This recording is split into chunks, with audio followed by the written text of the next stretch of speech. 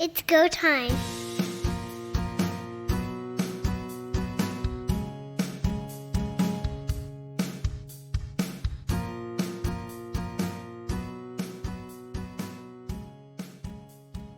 A very tumultuous week in the Canadian Football League, the passing of a legend. Welcome everyone to Third Down Gamble. Don Charbon along with Heath Graham. Before we get to our thoughts on George Reed, let's talk about some other stuff that happened in the Canadian Football League, namely the Jeshrun Antwi onside punt that some people have railed against, and I absolutely applaud for its sheer genius. And this is an American offensive coordinator that called the play. Brilliant play. I love it. I know we talk at length often on this show about quirky plays and rules in the CFL that make it unique. And this is certainly one of them. It got international attention. It was tweeted by American sports broadcasters, and people were wondering if this was a joke. How was this possible? And it really boils down to knowing your history of the league, of North American football, as it were, in general, and its evolution from rugby. And this was one of those holdover plays.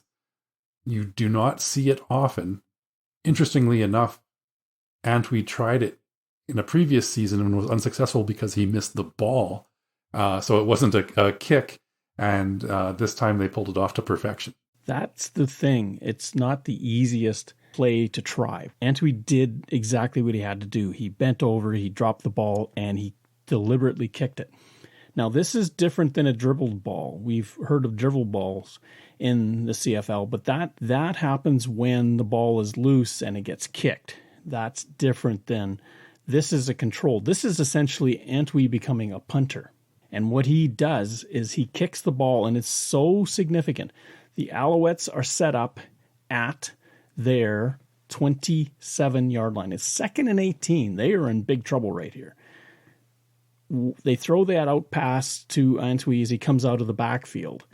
But what he has to do is he has to punt the ball prior to crossing the line of scrimmage and then recover it beyond the line of scrimmage. As the kicker, he or any other player behind him on the Alouettes who has been behind him when he kicked the ball are also eligible to recover the football. Antwi, because the Red Blacks are playing cover 18, I don't know what you call that. They are so far back, they're hardly in frame. And seeing the opportunity, knows the rule, you kick it, the ball goes over the line of scrimmage, you recover it as the kicker, you reset the downs, and it's first down. Absolute genius. It was, and a couple of really quirky parts of it. Had Ottawa covered the punt more closely, they could have been called for no yards as well if they were inside that 5-yard window. Not Antwi, though. He's the kicker. He can't be called for that. Right, my bad. Right. The only players that could be called for no yards in that circumstance are the players that are in an offside position, i.e. the guys that are forward of Antwi when he kicks the ball for the Alouettes. So that would be the receivers typically. The other thing that you have to be clear of is that the line, the guys that are on the line, can't be going down the field either. It's sort of like that punt situation where they have to stay back, wait for the punt, and then they can go. The Alouettes line did their job. They stayed put. They didn't march down the field too early either. It was a play where Montreal really caught Ottawa off guard. And a very unique play. I'm thinking back to the Labor Day weekend game between the Bombers and Roughriders, where the Riders started the game with an onside kick, caught Winnipeg off guard. If your coordinators and your players are smart enough to recognize these situations, and knowing that Ottawa was playing so far off the ball, it was a perfect opportunity to pull this play off, and they did it successfully. So the net yards on the punt was about 1 yard, if that. He got to the line of scrimmage, kicked it forward over the line, did exactly what he had to do, and to turn a 2nd and 18 to all of a sudden a 1st and 10 with only gaining 1 yard is an incredible smart play and perfect ability to pull it off. And that's how I feel about it. Even watching it at the time, I understood what was going on. I was curious to find out how the officials would interpret it. They checked. Everything was to the book. This rule has been there. There's no reason for it to be ever removed. It's Article 14 in the rule book about kicks. And it's recovery of your own kick. And essentially the kicker or onside player may recover the kick across the line of scrimmage, in which case the ensuing down shall be first down, whether or not the original yardage has been gained. That's been sitting there forever. This is just knowing what the rules are and how you can use them. All this crap that I read about this shouldn't be part of the game, this isn't football. Like, this is not America. This is Canada. This is the Canadian Football League. This is our game. This is part of our heritage, part of our uniqueness, and part of our creativity. The only thing that I was unsure of when I first saw the play was that it was a forward pass from Cody Fajardo to Jeshrun Antwi, and I was not sure if the punt could be effective after a forward pass. So once I realized and once I learned that was legal, there was nothing in the play that was not by the book. That was just another interesting situation. Was you look at a forward pass versus a lateral to get that ball in motion. And what it means for any team going forward. You're going to have to spy that back coming out of the backfield on a second and long. You've got to pay attention. It's not the first time we've seen a team try an onside punt. We saw one in the Grey Cup in 1989, the last play of the game. The Ticats catch the kickoff, punt it back in the hopes that one of their guys that are onside can go down the field and recover the football. Unfortunately, it lands in a Roughriders' arms, and that's the end of the game for that Grey Cup.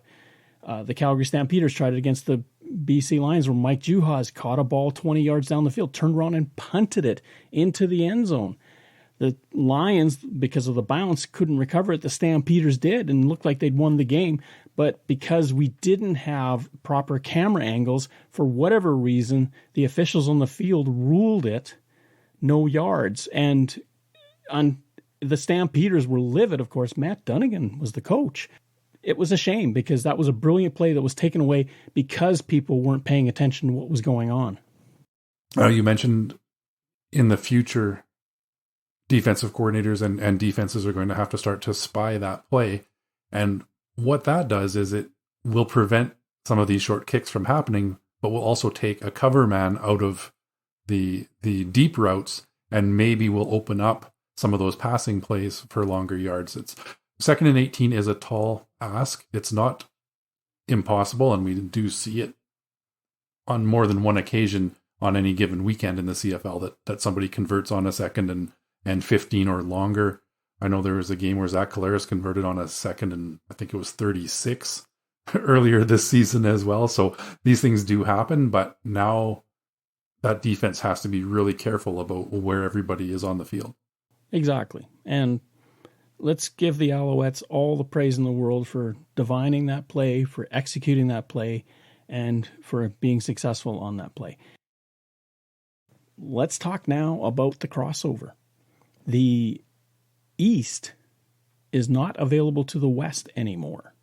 However, the West is available to the East if Ottawa, again, we say if Ottawa, can win out. That means beating the Alouettes and beating the Argos twice.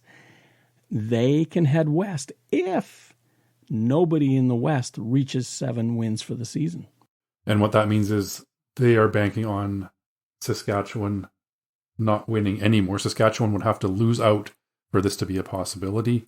Calgary and Edmonton both sitting at 4 wins right now as well. So realistically, it boils down mostly to what Saskatchewan does. The biggest question mark, or the quickest way to eliminate Ottawa from the crossover, is another Saskatchewan Roughriders win. However, they do have a game against Calgary coming up. It's going to be a tough one.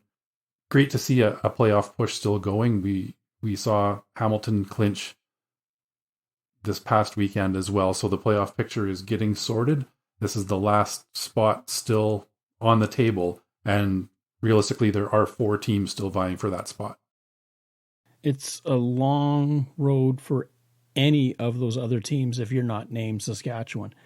The problem with the Roughriders right now is they're back onto their second half skid that they've been famous for. And will they win another game? If they lose to Calgary, Then Calgary still has to win another game somewhere or two.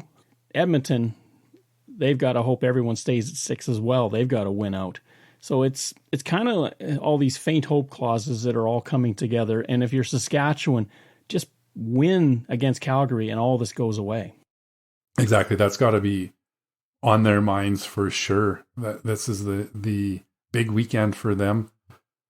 They do have a tough time against the Calgary Stampeders historically over the last several seasons. This is their best opportunity because of the record that Calgary has. The Stampeders have been struggling all season. This is their best chance to stamp them out and secure that playoff spot. Stampeders and the Elks at 4 wins. Edmonton, they're really up against it.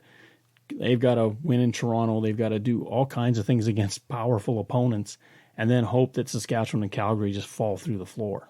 Edmonton gets the 7 wins. Ottawa's out of the picture. We went through all of the scenarios last week, and the only thing that became clear was Hamilton clinching a playoff spot. No, Montreal clinched as well. They're in. Right. Because they beat Ottawa. Ottawa can't catch them anymore. Every week we're going to get into somebody else is going to be eliminated. And if you're the CFL, and we talked about this last week, right? You want, at the end of the season, everybody to be in the conversation as deep into the season as is possible. Meaningful games, whether that's vying for first place, whether that's fighting for a home field, getting in the playoffs in general. There is something to play for. We've seen a couple things get wrapped up here already, but there are some huge games coming up that are going to determine who plays where this playoff season. This weekend, we saw 2 of the rookie, if you want to call them phenoms, in the CFL get benched. We saw Taylor Powell in Hamilton against Calgary ride the pine once Matthew Schultz got hot. And Dustin Crum, late in the game, was sat down in favor of Nick Arbuckle when the Red Blacks were in trouble. A rare Nick Arbuckle sighting. Good to see him back, and he actually performed quite well in relief in this one. I was more surprised to see Taylor Powell get replaced by Matthew Schultz, but the moral of the story for Hamilton is don't pick one of their quarterbacks in fantasy, because apparently Bo Levi Mitchell has been practicing and may see a return here as well. So my expectation, especially since they've clinched a playoff spot, is you might see them working all 3 of those quarterbacks into game action and getting them ready to go. Whether any of them play all 4 quarters remains to be seen. Dustin Crum, we know, exploded on the scene with a big win, a big comeback win, showed a lot of scrambling ability and keeping his team in games with a chance to win late, early on in his starting career. That has fallen off a little bit of late. He has been struggling. That Ottawa offense hasn't been super sharp. Nick Arbuckle has been bounced around the league over the last several seasons. We talked when Crum kind of took over the starting job of whether we would see Arbuckle as a starter in the league again. That remains to be seen what happens moving forward. But like I said, he did show some good things in that game. 7 completions on 9 attempts, and did get that Ottawa offense a little bit back into the game. The one I'm more concerned about is the Taylor Powell situation. He, other than the Toronto Argonauts, has played very, very well against everybody and won. I don't know if that is enough to put him on the bench. I heard Orlando Steinauer, the coach of the Tiger Cats, talk about getting both quarterbacks into the game, but then when Schultz got a hot hand, he decided to leave him in. And the one thing that Schultz did more of than Powell is Schultz pressed deep, where Powell tends to take the under route and being safe. Schultz took a chance and tried to make things happen. That helped the Hamilton cause against the Calgary Stampeders. I don't know if you're Taylor Powell, what you're thinking right now. I wonder if you think you've done enough to stay as the starter, and here you are now coming off of some big games, most likely not seeing the field for a while. Yeah, it's a tough situation. We'll see how Taylor Powell responds. If you look at where he stood in the depth chart at the start of the season, if he fully embraced his role, knowing he's there to be that third guy behind a legend of a veteran in Bo Levi Mitchell and Matthew Schultz, who's proven to be quite capable over the last few seasons between Montreal and Hamilton. Yes, he got his chance. He has shown some good things, but I believe the Tiger Cats still feel their best chance to win is with one of those other two guys running that offense. In the opening, we talked about the passing of George Reed. And for the people of Saskatchewan, Ron Lancaster and George Reed were synonymous with the Roughriders. They were a tandem that played together from 1963 to 1975. And there's a very iconic photo of Ron Lancaster handing the ball off to George Reed that has been used on book covers, on the Rough Rider webpage, everywhere. And it just symbolizes what those two meant to the team. And George Reed, especially because of his community work, his charity work, he did a lot of outreach in the community. He was just a supremely classy individual. One of the great things about attending a game at Mosaic Stadium over the last few years, and this is coming from somebody that grew up in another province cheering for another team, but every game that George Reed was in attendance, at some point, usually later on in the game, the cameras pan over and George Reed is up on the big screen. And no matter the score of the game, no matter the situation, the fans all turn and cheer. And I've been a part of that, and I'm honored to say at the last Labor Day Classic weekend game, I applauded George Reed as well. I didn't know at the time that was going to be the last time that I saw him in attendance at a game. He has been to, I believe, every home game this season up to this point, including the most recent one. So a very sad day for Rough Rider fans and for football fans in general across the league. As you said, a true legend, and still the second leading rusher in CFL history behind only Mike Pringle. A real legend. And one of the great things about the CFL has always been those traditions and how these great American players that come up and played in the CFL fell in love with Canada, stayed involved in the communities. There was a bit of a gap there where George Reed wasn't as involved, but the big return and the warm receptions he continued to get at Mosaic were, I'm sure, very special to him and his family. 11 times he rushed for over 1,000 yards in a season. He was inducted into the Canadian Football Hall of Fame in 1979. He was an all-star from 65 to 1975. You can go up and down the ladder in terms of the stats that he provided, but as you mentioned, in terms of rushing, 16,116 yards, second only to Mike Pringle, another Washington State grad. And Mike Pringle, who put out a posting acknowledging his sadness at the passing of George Reed, both went to Washington State. They had birthdays a day apart. And, of course, George Reed was on hand when Mike Pringle passed him for the rushing total. When George Reed retired, most of his records stayed put for at least 30 years. One still remains, and that's total touchdowns. That's still his. And you look at the consistency of his career. You mentioned 11 seasons rushing for 1,000 yards or more. And that includes his last season with the Rough Riders, where he rushed for 1,454 yards in 1975. So that's a huge number and a level of consistency that you don't often see with a running back. Many times later on in their careers, those numbers seem to drop a bit. So for him to still be that dominant that late in his career shows what a true talent he was. The season that broke the string was 1970, and he had been injured that year, and in the last two games of the season, the Riders rested him for the playoffs. The Riders finished 14-2 that year. During Ronnie and George's tenure, that 63 to 76 era, Saskatchewan, for the most part, was the most dominant football team in any football league by record. The only thing it didn't translate to was Grey Cup wins.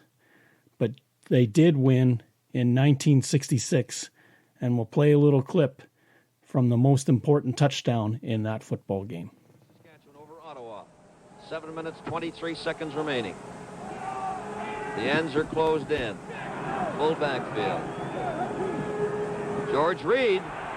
He drives out beyond. He broke the tackle of at least 2 attempted tacklers, Bloom and Conroy, before Gaines eventually pinned him. But that moves the yardsticks. Another demonstration of Reed's great power. And if you notice, Reed is kicking the ground because he thought he was going to be away. Here we'll see it on the isolated.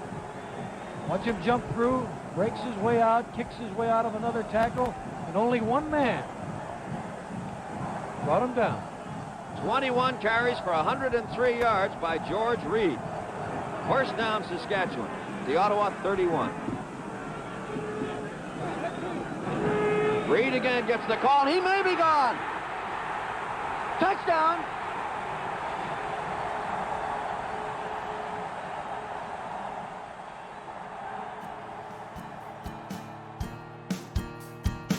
Second down. We open our review with the Toronto Argonauts going to Winnipeg to kick it all off. And of course, we had discussed the fact that Chad Kelly wasn't going to be starting the football game, that the Argonauts were not putting all their best players forward. But one of the things that we didn't countenance, and it almost came to fruition, was what if Toronto actually, with a lesser lineup, went out and won? And until late in the fourth quarter, that game was in doubt. It was the final score 31-21.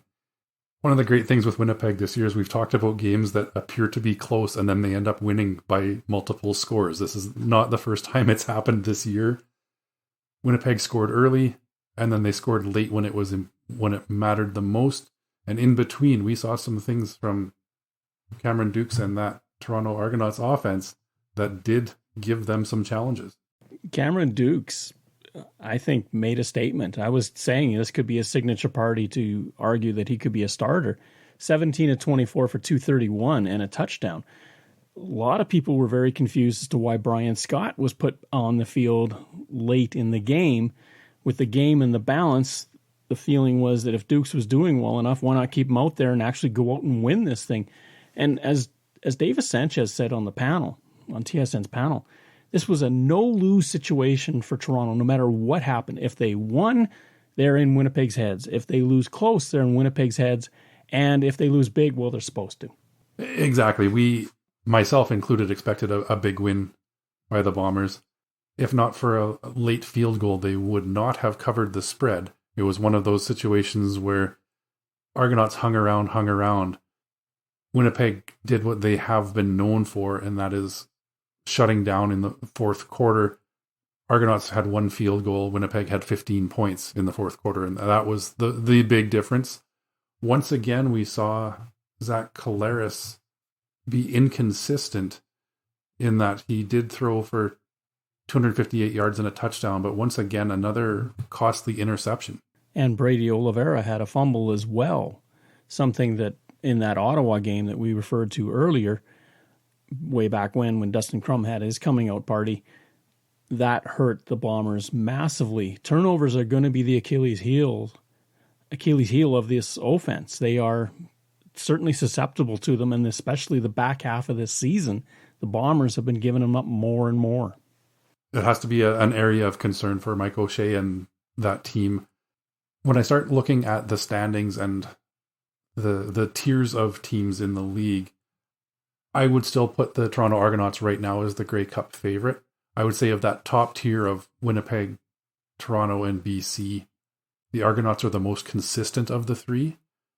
I would put the BC Lions as the most explosive, and I'd put the Winnipeg Blue Bombers as the highest ceiling. We saw, especially their game earlier on against the BC Lions this season and the Banjo Bowl against the Roughriders.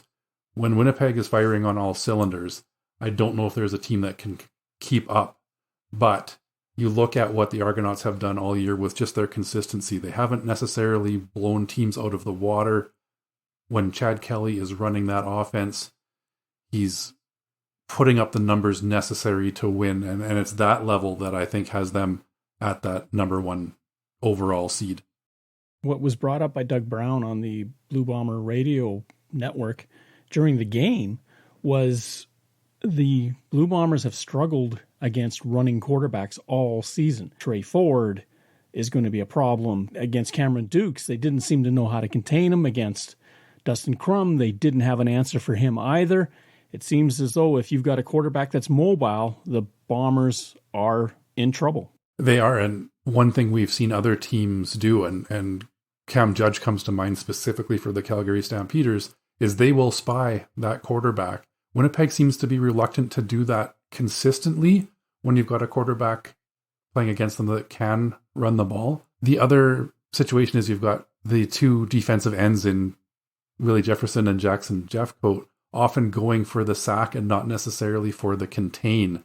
And once you start to try to close that pocket and the quarterback can loop around the outside, he's got room to go there, not just up the middle, but then they can go to the sidelines and start to angle. Sergio Castillo, 6 of 7 against the Argonauts. When your field goal kicker is trying 7 field goals in a single contest, you know that your offense is working well, but they're not finishing. And we've seen that from some other teams this season as well. I would say this game was a wake-up call for the Bombers. Their home record indicates that they are very strong. I think a lot of them were taken by surprise at how competitive the Argonauts were with Cameron Dukes as the quarterback. We'll see where they go from here, and as we'll get to our predictions in third down, another big game coming up this weekend for the Bombers. The nightcap on Friday saw the Saskatchewan Roughriders go in to play the BC Lions. A big crowd on hand in BC to watch this one, and the Roughriders for 3 quarters looked dominated. And again, as they tried to do against Ottawa, get a late touchdown, get the short kick, try to come back. Didn't work. The Roughriders fall short. The only thing they did do was defeat BC's cover. 33-26, the final. Riders scoring 15 points in the fourth quarter, but a lot of it coming deep in garbage time. Incredible passing yard stats in this one as well. Jake Dolegala, 31 for 45, 409 yards, but he was only the second leading passer in this game, as Vernon Adams went 27 for 36 for 458 and 3 touchdowns. So this was an opportunity to see Dolegala air it out. A couple of interceptions cost them, and Vernon Adams, when he is on, is one of the most exciting quarterbacks in the league, and this was a night where he was on full display. The one thing that the Roughriders did do for once in this September forward run is contain the rushing attack of their opponent. The Lions didn't do much, but nor did the Roughriders. In fact, Frankie Hickson led the Roughriders with 22 yards on 10 carries. At 2.2 yards per rush, you're not scaring anybody. The Riders have now lost 4 in a row. They haven't won since Labor Day against Winnipeg. This has eerie hallmarks to what happened last year. Is this team beginning to tighten up? They might be. The only thing that they've got really going for them this year is the struggle of the Calgary Stampeders, and that they've still got a 2-game cushion this late in the season. As we said, it's going to take 1 win to get them up to that 7-win threshold. A lot to watch in these coming weeks. Now, you talked about the Roughriders rushing game. BC wasn't much better. Taquan Mizell, 10 carries for 38 yards, so not a big game on the ground, but when you have over 860 yards passing, you're not going to see a lot of big running plays. The Roughriders defense, and we've talked about it, were the linchpin to hold this team in games in the early part of the season. Well, something has gone horribly wrong since. They lead the league in spades in points allowed at 458. If you look at the Edmonton Elks, the Roughriders and the Elks mirror each other in terms of points scored versus points allowed. The Elks have won 4, the Riders 6. You can see how nuanced winning and losing is in the Canadian Football League. You throw out a couple of games where the BC Lions dominated the Elks and held them off the scoreboard. That points for and against suddenly gets a lot closer. Now, if you wanted to throw away the Banjo Bowl game against Winnipeg for the Riders, those are the biggest point differential games so far this season for either of those two teams. But you're right, that margin from win to loss is so thin. And any team that's going to make the playoffs, you want to see that pretty close or at least a little bit on the positive side, that Roughriders offense is having a hard time covering for some of those mistakes of the defense. The other thing that the Roughriders are struggling is coming out of the gate in the second half. The third quarters for this team have been just terrible in the last few weeks, and for whatever reason, they seem to be waiting 15 minutes before they get going again.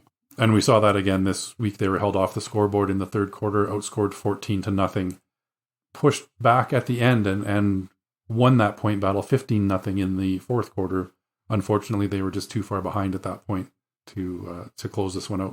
We move to Saturday afternoon, and the Montreal Alouettes go into Ottawa to play the Ottawa Redblacks. A huge contingent of Alouette fans make the trip.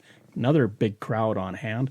And the Alouettes dominate, lead 15-0 at halftime, roll to a 32-15 win in a game that they were never really threatened. A very consistent performance by the Alouettes. 7 points in the first quarter, 8 in the second, 7, 10. So they were successful on offense in all four quarters, holding Ottawa off the score sheet until the fourth quarter. So Ottawa did score a couple of touchdowns late, get this one to 32-15.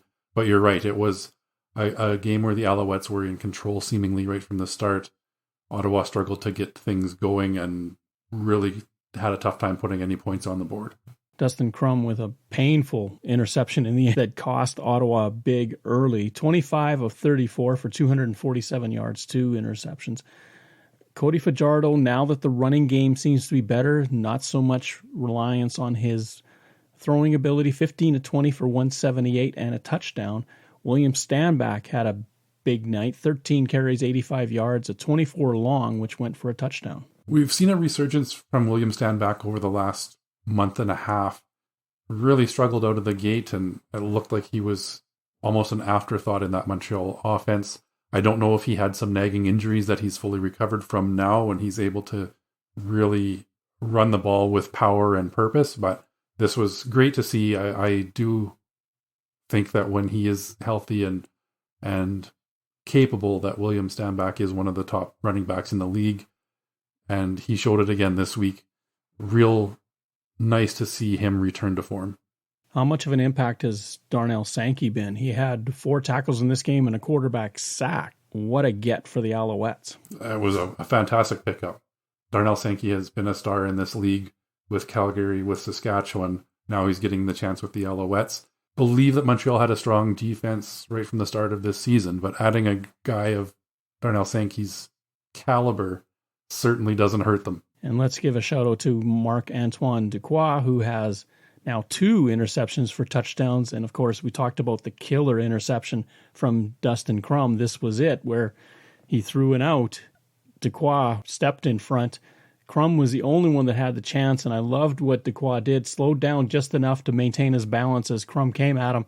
Let him make the attempt. He jumped over it, and bam, he was gone for the score. 108 yards. Reminiscent of what the Alouettes did last year in Edmonton to win a football game. Marc-Antoine Dequoy is making a push to be the most outstanding defensive player in the league this year.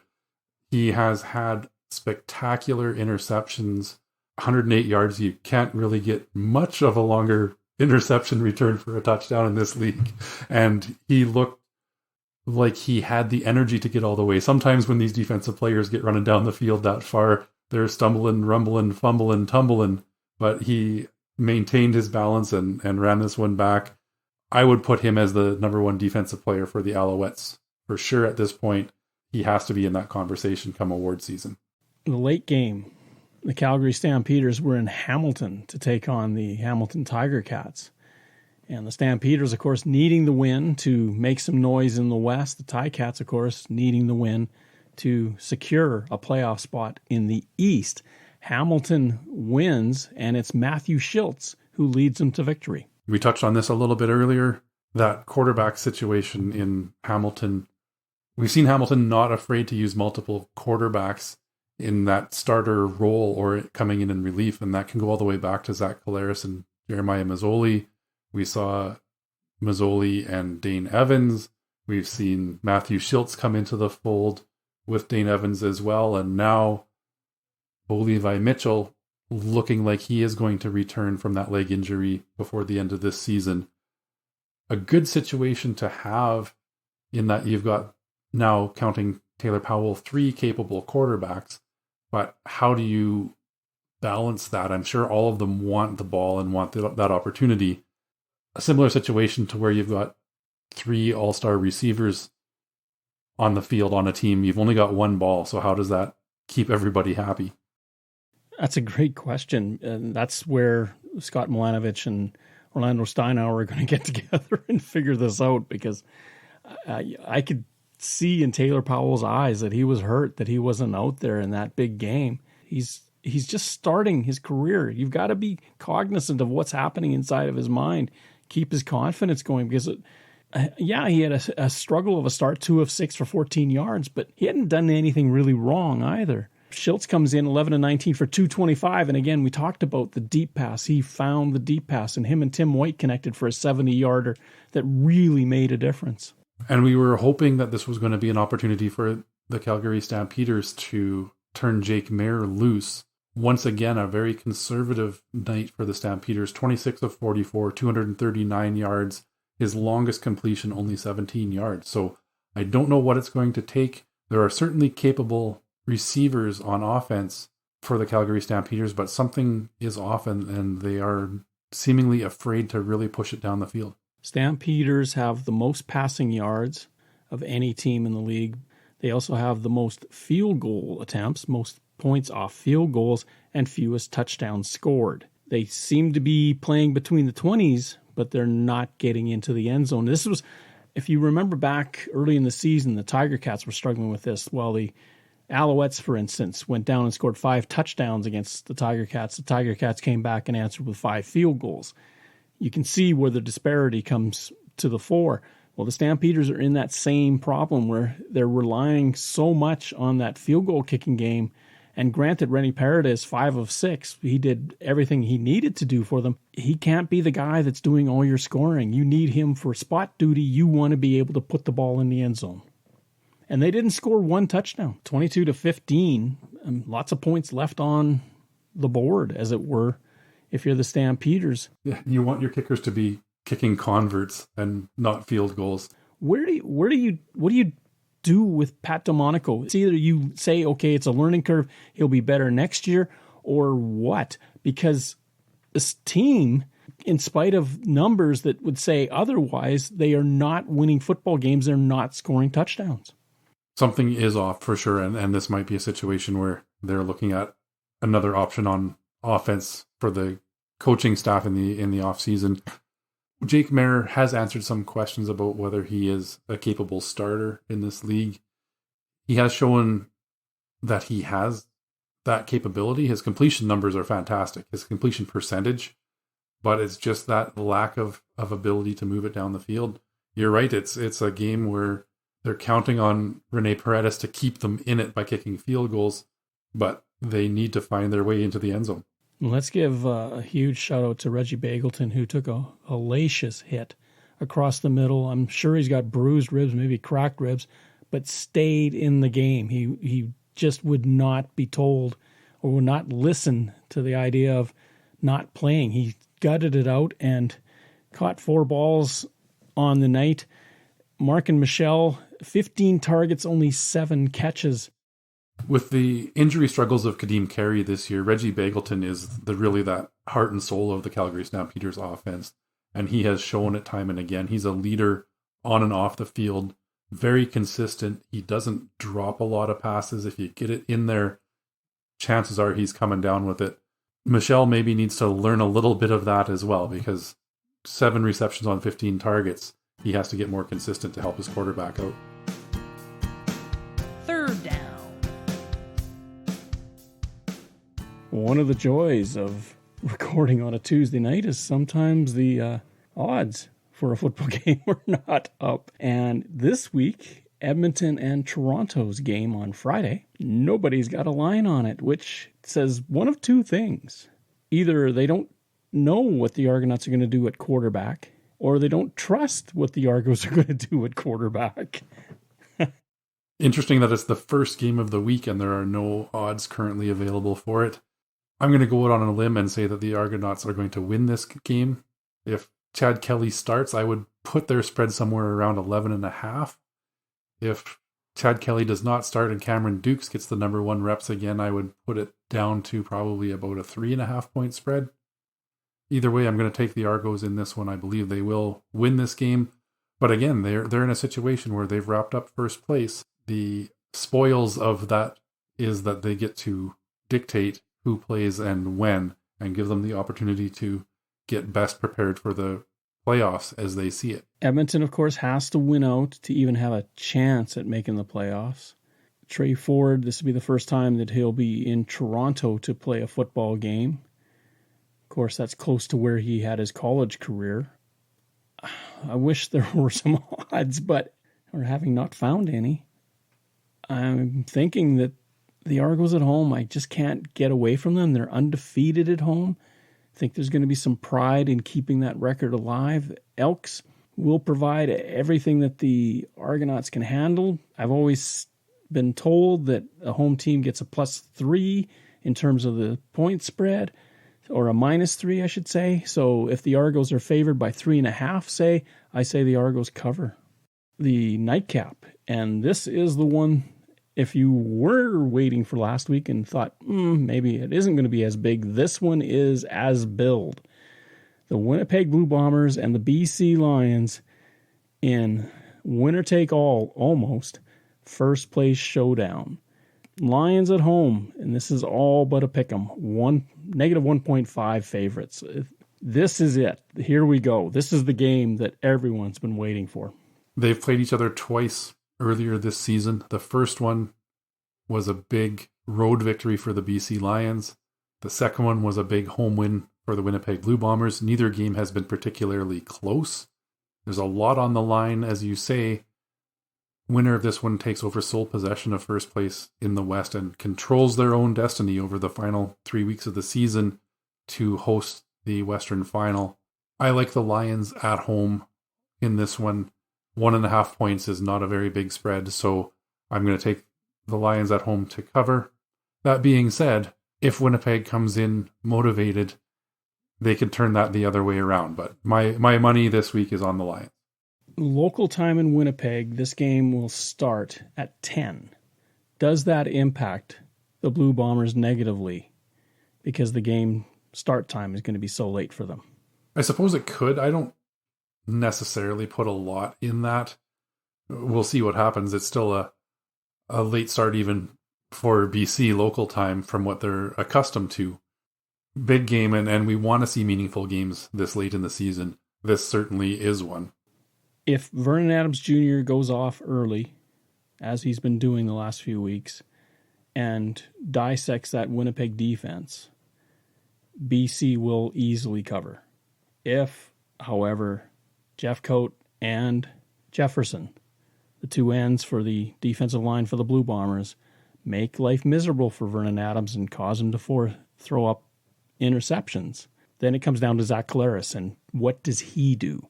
Collaros has been middling on the road this year. He hasn't looked particularly well. This is going to be his kind of litmus test in terms of where are you at. Hamilton plays Saskatchewan on Saturday. It's the lone Saturday game. And the Roughriders are 4.5 point favorites going into this. Justified, given that this team is on a 4-game skid? Maybe not. I would think they should still be favored at home. I don't know about a 4.5. I would think more of a 2.5 point spread. If the Riders are going to do anything this season, that turnaround has to start now. They have to get off of that skid.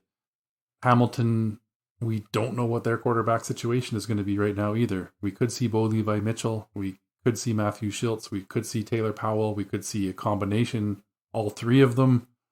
I'm going to give the edge to the Riders at home. This is a game that they must win. They're going to have that fan support behind them. Saskatchewan fans know how important this one is. I like the Riders, and I will take them to cover 4.5. Since Labor Day, the Tiger Cats have beaten every team that they have faced except the Argonauts. Matthew Schultz most likely will get the start. I don't think Bo Levi Mitchell is ready yet. Will Taylor Powell see some action? We'll see. I like the Tiger Cats mostly because I think they're a more motivated team. They've got the Grey Cup in their home stadium. If they can figure out how to get a home date on the way to that improves their odds immensely. This is an opportunity, knowing that Montreal is playing Ottawa on Monday. They have to keep pace. They have to beat the Roughriders. The Ticats defense may dictate terms in this one and cover, or beat the spread, I should say. Final game is on Monday, Thanksgiving Monday here in Canada. Montreal Alouettes, who traditionally play home, get dates on Turkey Day, are 6.5-point favorites against Ottawa. I don't see how Ottawa really messes with Montreal on this day. Does Nick Arbuckle start? It's just really, really tough for the Red Blacks to scare anybody anymore. The last time I was 100% certain that Ottawa was going to lose handily, they cued the crumb back. But this time I'm still sticking with the Montreal Alouettes. From what I've seen on that defense recently, Ottawa's offensive struggles are going to continue. I'm taking the Alouettes at home to cover. Montreal at home has been very good. The only teams that have come into Montreal and beaten them are the teams that are above them in the standings. Everybody else, equivalent or below, they have handled easily. I don't see anything different for this. Alouettes have to win this game regardless of what Hamilton does against Saskatchewan.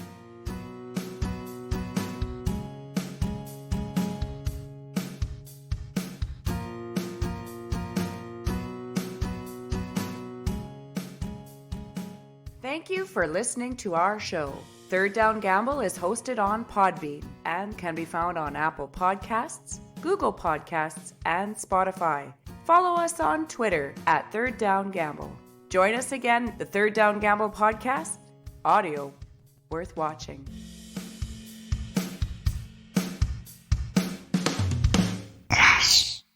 Third Down Gamble uses the expert resources provided by Canadian Football League player and game statistics for analytics, game notes, and statistics, and 3downnation.com for news, insight, and in-depth analysis.